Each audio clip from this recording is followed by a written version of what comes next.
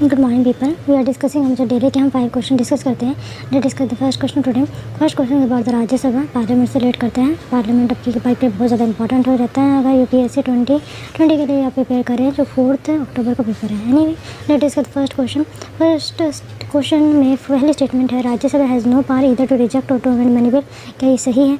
क्या राज्यसभा के पास रियलिटी में कोई पावर नहीं? तो मैं थोड़ा सा राज्यसभा के बारे में बता दूँ। राज्यसभा 1952 में इसको बनाया गया था। ये स्टेट के पॉपुलेशन के हिसाब से इसमें रिप्रेजेंटेशन है। ये सिर्फ यूनियन टेरिटरी, 2 ऐसी यूनियन टेरिटरी हैं और अब शायद 3 हो जाए, जिसमें जम्मू एंड कश्मीर, शायद, मुझे अभी फ़िलहाल नहीं पता कितने उसमें सीट है, लेकिन जो हमारा फर्स्ट है जो दिल्ली है एंड पुडुचेरी से 1%, दिल्ली से 3% राज्यसभा में जाके बैठते हैं। राज्यसभा में 12% को नॉमिनेट किया जा सकता है on the basis of the sum of the qualification that they have. 4 ऐसे सब्जेक्ट है जैसे literature, art, science and social science, ठीक है। एंड फिलहाल इसकी मैक्सिमम स्ट्रेंथ हो सकती है 250 एंड बट सॉरी कहाँ गया, ओके 250 हो सकती है, लेकिन फ़िलहाल इसमें जो मेंबर है 245 है। नहीं, फ़िलहाल जो मेंबर है प्रेजेंट 243 है, लेकिन जो मैक्सिमम ऐसे जनरली रहते हैं जिसमें कॉन्स्टिट्यूंसी है तो 245 है।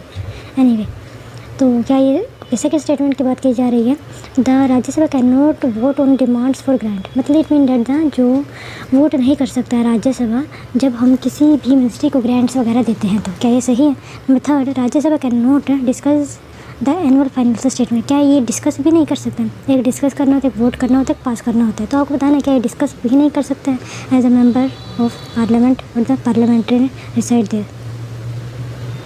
Late discuss the next question. Next question is about the economy section से हैं।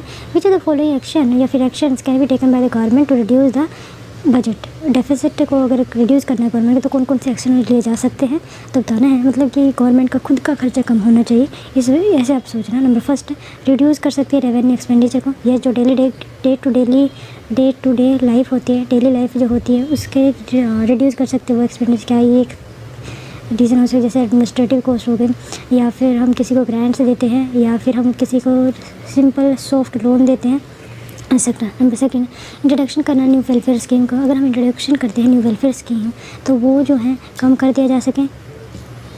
क्या ये जो है गवर्नमेंट के एक्सपेंडिचर को बढ़ाएगा या घटाएगा? Number 3, rationalising the subsidy. ये ऑलरेडी क्वेश्चन पूछा जा चुका है। रेशनलाइज अगर हम सब्सिडी करते हैं क्या ये एक रीज़न बन सकता है कि डेफिसिट को कम किया जाए? नंबर 4, रिड्यूस करना इम्पोर्ट ड्यूटी। क्या ये अगर एक रीज़न बन सकते हैं कि अगर रिड्यूस कर दे तो रेवेन्यू में कहाँ किस तरीके से इफेक्ट होगा? तो आप उस हिसाब से अपना आंसर बता सकते हैं। नेक्स्ट क्वेश्चन पे चलते हैं। Next question is about the third question है, that is related the barber. आपका मेडिवल हिस्ट्री से ये क्वेश्चन है। तो नंबर फर्स्ट में ही started to include Indian Muslim to the top position of power and authority instead of the Turkish nobility. It mean that they ये जो है मुस्लिम्स को इंक्लूड कर रहे थे टर्किश नोबिलिटी को। सेकंड, ही इंट्रोड्यूस द सिजदा एंड पैबोज सिस्टम। सिजदा में क्या होता है कि आपको पैर झुकाना होता है, पैबोज में कि पैर को चूमना होता है। तो क्या ये बाल्बन के द्वारा ही स्टार्ट किए गए थे? Next question is about the Kisan Sabha movement. किसान सभा मूवमेंट आपने सुना होगा 1920s में स्टार्ट हो गई थी, लेकिन फॉर्मली 1936 में बनी थी। तो उसी से रिगार्डिंग क्वेश्चन है, member the home rule league played important role in mobilising peasant to organise the Kisan Sabha. Is it? क्या होम रूल लीग के मेंबर ने ही यहाँ पे मोबिलाइज किया था पीपल को, पीजेंट को, कि तो वो भी पार्टिसिपेट करें तो किसान सभा। नंबर सेकंड, जो नॉन पार्टिसिपेशन ऑफ, क्या यहाँ पे हायर जो कास्ट पीजेंट थे उनका पार्टिसिपेशन नहीं देखने को मिला था, even led to the failure. तो जिसकी वजह से ऐसा माना जा सकता है कि वो जो फेलियर है, वो जो मूवमेंट चलाई गई थी वो फेल हो गई है थी या फिर है। Next question is about which of the following is the characteristic होते हैं youth thermal organism. Youth thermal क्या होते हैं? जिसे वो अपने आप का टेम्परेचर जो है मेंटेन कर पाते हैं in a very easily manner. इनका ब्रॉड टेम्परेचर को मेंटेन कर पाते हैं। तो आपको बताना कौन सा? They can tolerate thrive in a wide range of temperature. Number second, they जो है they can only live in a place where extremely low temperature. Number third, they can tolerate a very narrow range of temperature. क्या ये हो सकता है कि बहुत कम temperature, मतलब कोल्ड ही कह सकते हैं, नैरो रेंज ऑफ टेम्परेचर को क्या टेम्परेचर कोल्ड करते हैं? ये जो है इसी का ही एक भाई है, कम्प्लीमेंट्री कह सकते हैं, उल्टा कह सकते हैं, पोजिशन। ये होते हैं मीजोथर्मल, कुछ ऐसा ही है। लेकिन they can go into the winter. क्या ये विंटर के टाइम पे हाइबरनेशन पे जाते हैं? तो आपको बताना है क्या यहाँ पे सही है। तो हम पहले का आंसर देख ले रहे हैं। फर्स्ट आंसर की अगर मैं बात करूँ तो जो सही है, दे कैन नॉट डिस्कस, नहीं ये गलत है, वो डिस्कस कर सकते हैं बट यस वोट नहीं कर सकते हैं, तो ये तो गलत हो जाएगा। तो फर्स्ट एंड सेकंड सही है। हैज़ नो पावर इधर टू रिजेक्ट और द यस ये सही है। The Rajya Sabha can not vote in demand, yes ये भी सही है। तो थोड़ा सा पढ़ ले, इन्होंने क्या इन्फॉर्मेशन दे रखी है। The two of the parliament enjoy को equal power in status in all sphere in except in financial matter, मतलब कि दोनों के दोनों हाउस जो है इक्वल पावर रखते हैं, लेकिन कुछ ऐसे मैटर जैसे फाइनेंशियल मैटर। सेकंड जो मैं अगर अपने पास से बताना चाहूँ, दैट रिलेटेड टू इमरजेंसी, जब प्रोवोक करनी होती है तो नहीं प्रोवोक नहीं, वो ख़त्म करनी होती है, तो लोकसभा के पास 10% की अगर वो पास कर दे तो रेजोल्यूशन, तो इमरजेंसी हट जाएगी। ये का to the responsibility the council of the minister which are exclusive the domain of the Lok Sabha, क्योंकि ये जो है डायरेक्टली चुनते होते हैं तो इनकी ज़्यादा पावर होती है, ज़्यादा रिस्पॉन्सिबिलिटी होती है। According to money bill can not be introduce in Rajya Sabha, Rajya Sabha has no power to reject और amend the money bill, it can only recommendation जरूर दे जा सकते हैं। लोकसभा अगर उसको चाहे तो अपना भी सकती है, ना अपनाए तो ना अपनाए। आर्टिकल 112 में प्रेसिडेंट जो है annual financial statement to put before the house of the parliament, तो second is not correct. Number third, voting demand for the grant is prerogative of Lok Sabha not the Rajya Sabha, can reject और money. और एक अच्छी बात तो ये है, लोकसभा ना तो रिजेक्ट कर सकते हैं, अमेंड कर सकते हैं मनी बिल को, अमेंड भी नहीं कर सकती। तो आपको यहाँ पे क्या पता होना चाहिए, मैं दोबारा यहाँ से जो कुछ मैंने पढ़ा है उसके हिसाब से दोबारा बता दें। राज्यसभा के पास कोई पावर नहीं होती है मनी बिल से रिलेटेड, जो आर्टिकल 112 में दे रखा होता है। नंबर सेकेंड, ये जो है वोट ऑन ग्रांट भी नहीं कर सकती है। नंबर थर्ड, ये अमेंड भी नहीं कर सकती है और रिजेक्ट नहीं कर सकते हैं और अमेंड भी नहीं कर सकती हैं। अगर ये पास नहीं करती हैं तो 14 दिन में वो ऐसा मान लिया जाएगा कि पास कर दिया गया है। एंड ये ऑलरेडी प्रेरोगेटिव है लोकसभा का कि वो जो है फाइनेंशियल स्टेटमेंट या फिर वोट ऑन ग्रांट को ले सकती है या फिर पास करा सकती है, ठीक है। तो ये ओनली प्रेरोगेटिव है लोकसभा का। और हमें इस क्वेश्चन में क्या जानने को मिला है, बस इतना बहुत है। थोड़ी सी इन्फॉर्मेशन मैंने अपने आपको पहले ही दे दी थी। नेक्स्ट क्वेश्चन था that is related to the government का डेफिसिट, तो आपको बताना था कौन सा सही है। तो फर्स्ट एंड थर्ड यहाँ पे सही है, फर्स्ट एंड थर्ड। रिड्यूस अगर हम करते हैं रेवेन्यू एक्सपेंडिचर तो येस गवर्नमेंट का डेफिसिट कम होगा। रेशनलाइज करते हैं कि अगर सब्सिडी को, येस ये भी डेफिसिट कम होगा। इंट्रोडक्शन करते नहीं, इससे खर्चा बढ़ जाएगा। रिड्यूसिंग इम्पोर्ट बिल, तो इससे भी रेवेन्यू कम हो जाएगा, तो ये भी गलत हो जाएगा। तो यहाँ पे देख सकते हैं, तो आंसर जो है थर्ड है, फर्स्ट एंड थर्ड यहाँ पे सही है। तो budget deficit use to define status of financial health of the government और the on which expenditure is exist revenue, reducing the revenue expenditure is certainly help in paging the gap, तो first सही है। Subsidies are part of the expenditure and slide them, तो ये भी सही है। Introduce new welfare scheme result करेगा, expenditure बढ़ जाएगा। Government can expend industries which could require capital, मतलब क्या है कि जो पैसा गवर्नमेंट बचाएगी तो वो कैपिटल फॉर्मेशन के लगाया जा सकते हैं। रिड्यूस करना इम्पोर्ट ड्यूटी बिल को will lessen the revenue amount of revenue collected by the government and it will further increase the deficit, तो second and fourth is not correct. Next question पे चलते हैं। Next question about the Balban के बारे में है। बालबन के बारे में क्वेश्चन दे रखे हैं। He started to include Indian Muslim to top position, क्या ये सही था। और सेकंड की बात करते हैं, क्या इन्होंने सिजदान पे बोझ स्टार्ट किया था, यस ये सही है, सेकंड सही है। इन फर्स्ट गलत कि Balban was the champion of the Turkish nobility and exclude Indian from top position, तो एंड सेकंड स्टेटमेंट सही है कि उन्होंने सुपीरियर पैबोज एंड सजदान पैबोज को स्टार्ट किया था, जो भी मोनार्कीज होती है उनके फुट वगैरह चाटने के लिए। नैन we let's discuss the next question is about the Kisan Sabha movement के बारे में है। तो पहले क्वेश्चन पूछा गया था कि जो होम रूल लीग वालों ने इंपॉर्टेंट रोल प्ले किया था ताकि मोबिलाइज कर सके, तो ये सही है। Non participant non highest caste peasant, यहाँ पे कास्ट बहुत कम इंपॉर्टेंट रोल प्ले करे। जो पीजेंट हैं जो भी वो इकोनॉमिक हार्डशिप सहन कर रहे थे, वो इससे फ़र्क नहीं पड़ता ये ऊपर वाली कास्ट है या नीचे वाली कास्ट है। नीचे वाली कास्ट है वो ज़्यादा वल्नरेबल हो जाती है कि वो कुछ कदम उठाएं या फिर उस जो भी हॉस्टिलिटी उनके ऊपर हो रही है उनके ऊपर जो वो उसको कम करने की कोशिश करें। सेकंड इज नोट करें the utility of the high caste and low caste was marked feature of this government, मतलब क्या है कि ये सक्सेस मानी जा सके दोनों के दोनों कास्ट, जहाँ पर हाई अपर कास्ट और high lower caste are part of that movement. It was active member of the home league movement in UP who initiate the process organisation the peasant into the Kisan Sabha. अगर मैं आपको दिखाना चाहूँ ये कहाँ से लिया गया, ओके जस्ट शेख से हम जो है पीजेंट मूवमेंट का कज़ और कब ये हुई थी, तो 1782 में ही स्टार्ट हो गई थी डी टू मेयर मूवमेंट। ये जो है कोज इसका था कि हिंदू लैंडलॉर्ड थे एंड वो जो है ज़्यादा टैक्स लेते थे फराजिज, और ये एक मुस्लिम था।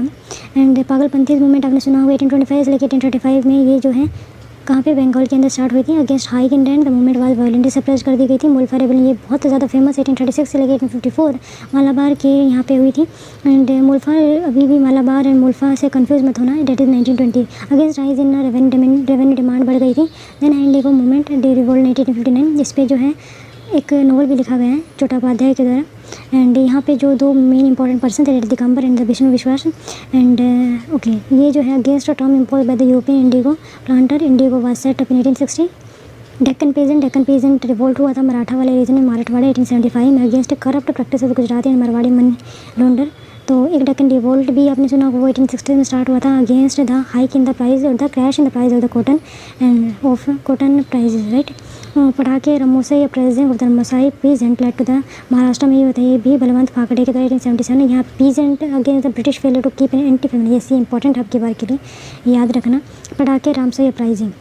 नेक्स्ट आप अपना गैरियन रिपोर्ट हुआ था, चंद्र रोय संपूराल खुदी मोला वगैरह बांग्लादेश का जो आज का है पबना में, एंड डेट इज़ 1885 है जब हमारे एक एजुकेशन से रिलेटेड रिफॉर्म भी पास हुआ था। पंजाब पीजेंट की अगर हम बात करें तो 19th century last 19th century में 1899 और आसपास के में हुआ था। ये क्यों हुआ था कि लैंड एलिनेशन बहुत ज़्यादा हो रहा था। देन चंपारण सत्याग्रह पीजेंट पाया था बिहार में 1971 में, ये तो 17 में आपने सुना होगा, 3 खतिया सिस्टम के खिलाफ गांधी जी ने स्टार्ट किया था। देन है खेदा मूवमेंट स्टार्ट हुआ था 1918 में गुजरात के अंदर, और ये जो है इग्नोर कर रहे थे remission of the land in the case of the proper failure the demand were fully final land. Then Bardoli Satyagraha by the Kunbi Patidar land of present untouchable supported by the Mehta brother Vallabh Bhai Patel के द्वारा 1928 में सूरत में स्टार्ट हुआ था। 20% भाई यहाँ पे हाइक हुआ था। देन है एका मूवमेंट 1921 में एंड 22 में हरदोई बनकारी एंड सीतापुर डिस्ट्रिक्ट में अगेंस्ट हाई इंडेंट। देन है बख्शात मूवमेंट डेट इज़ 1936 में थे Bakasht movement against the zamindari policies. Then है तेलभागा मूवमेंट, ये था आपका बंगाल में एंड आई थिंक ये 1946 और 48 में ही हुआ था। देन है तेलंगाना इंसरेक्शन 1948 में ये ख़त्म हो गया था। बंगाल गैजेट चाहिए तो न्यूज़पेपर वगैरह। तो हम एक बार चलते हैं किस तरीके से के पॉलिटिकल एसोसिएशन बंगाल में किस तरीके से हैं। तो बंगाल राजा राम मोहन के एसोसिएट की तरह स्टार्ट की गई थी 1836 में। Zamindari association landlord society safeguard the interest of the landlord, ये स्टार्ट की गई थी। Bengal British Indian society dissemination of the information relating to the actual condition of the people of the British India, तो इस वजह से start की गई थी। 1851 में ये इसको मर्ज कर दिया गया था both the landlord society, अगर मैं बात करूँ landlord society and the Bengal British India society merge into the British India association British. Okay कोई बात नहीं, देख लीजिएगा। देन था ईस्ट इंडिया एसोसिएशन 1866 में दादा भाई नौरोजी के द्वारा 6 लंदन बनाई गई थी। इंडियन लीग के 1875 शिशिर कुमार दास के द्वारा बनाई गई थी। Then Indian association Punjab Calcutta 1876 में बनाई गई थी। पूना बम्बई में पूना सार्वजनिक सभा 1867 में एम जी रानाडे के द्वारा एंड जो इसी से रिलेटेड थे। Then Badruddin Tyabji Firoz Shah Mehta and KT रैलिंग 1885 that the Bombay presidency. Then political association Madras की बात करें तो मद्रास महाजन सभा 1884 में, एंड यहाँ पे जो इंपॉर्टेंट लीडर थे that is Subramania Iyer and A Ananda Charlu and M Veeraraghavachari. Then pre Congress से बहुत सारी चीज़ें पहले ही बन चुकी थी ताकि हम रिफॉर्म किया जा सके हमारे पॉलिटिकल भी एंड सोशल भी। Imposition of imported in cotton, Indianisation of the government services, against Lytton Afghan adventure, against arm act. तो ये कुछ ऐसी सोसाइटी या फिर कुछ ऐसी organisation already is an exist है। तो वैसे एक बार फिर से समरी के उसमें देख लें 1836 में बंगाल भाषा सभा, 1843 में बंगाल ब्रिटिश सोसाइटी, 1851 में British Indian association, East India association, Poona Sarvajanik Sabha, Indian league, Indian association Calcutta of Indian national association, Bengal presidency association, Madras Mahajan Sabha. Okay next last question है and date is you thermal से आप समझ सकते हैं कहीं ना कहीं रिलेटेड होगा कि आप कितना रेंज ऑफ टेम्परेचर को सहन कर सकते हैं। यूथ थर्मल का मतलब होता है कि अगर आप wide range of the temperature को सहन कर पा रहे हैं तो यहाँ पे the day can tolerate the thrive in a wide range of temperature, तो ये यहाँ पे सही हो जाएगा, बाकी ये गलत है। अब फिर organism can tolerate and thrive in a wide range of temperature they called the eurythermal. A vast majority of organism restricted to narrow small range, मतलब ये बहुत कम होते हैं। And such organism called the stenothermal या stenothermal, इनको कहा जाता है। लेवल होता है thermal tolerance of different species determined by last action of the geographical distribution, तो hence is the correct statement. तो इसी के साथ में अपना ये सेशन कंप्लीट करते हैं। Thank you.